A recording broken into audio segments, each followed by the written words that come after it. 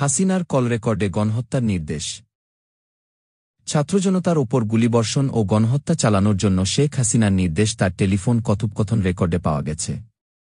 6 জুলাই থেকে 4 আগস্ট রাত পর্যন্ত তার অনেকগুলো কল রেকর্ড উদ্ধার করা হয়েছে।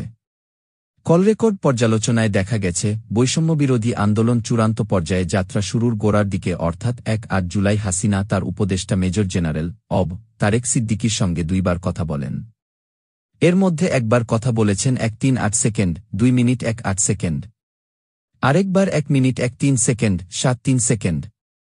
এ দুটি কথোপকথনে নিরস্ত্র ছাত্রজনতার উপর হামলা, গুলিবর্ষণ করার নির্দেশ দেন হাসিনা।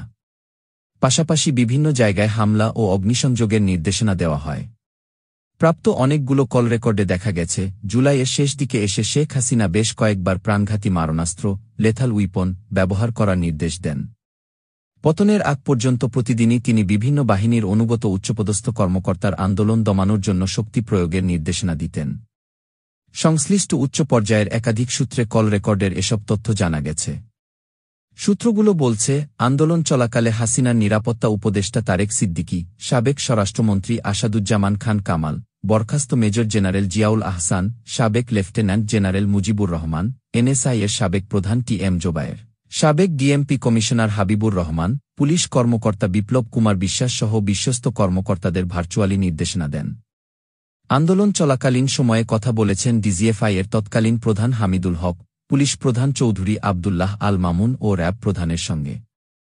এর মধ্যে সবচেয়ে বেশি কথা বলেছেন তারেক সিদ্দিকী, জিয়াউল আহসান এবং জেনারেল মুজিবের সঙ্গে। সূত্রগুলো আরও বলছে, এখন পর্যন্ত যেসব কল রেকর্ড পাওয়া গেছে, তাতেও শেখ হাসিনার গণহত্যার সম্পৃক্ততার সুস্পষ্ট প্রমাণ মিলেছে। তবে পালিয়ে যাওয়ার আগে শেখ হাসিনার নির্দেশে অনেক কল রেকর্ড মুছে দেওয়া হয়।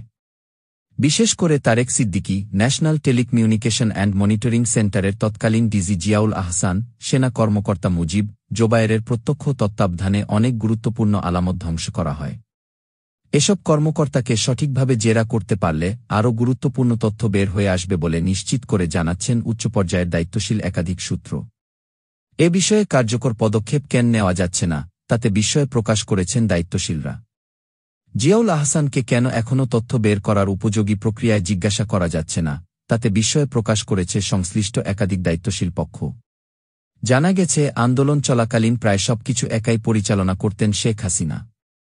তবে বেশিরভাগ তথ্য জানতেন তারেক সিদ্দিকী।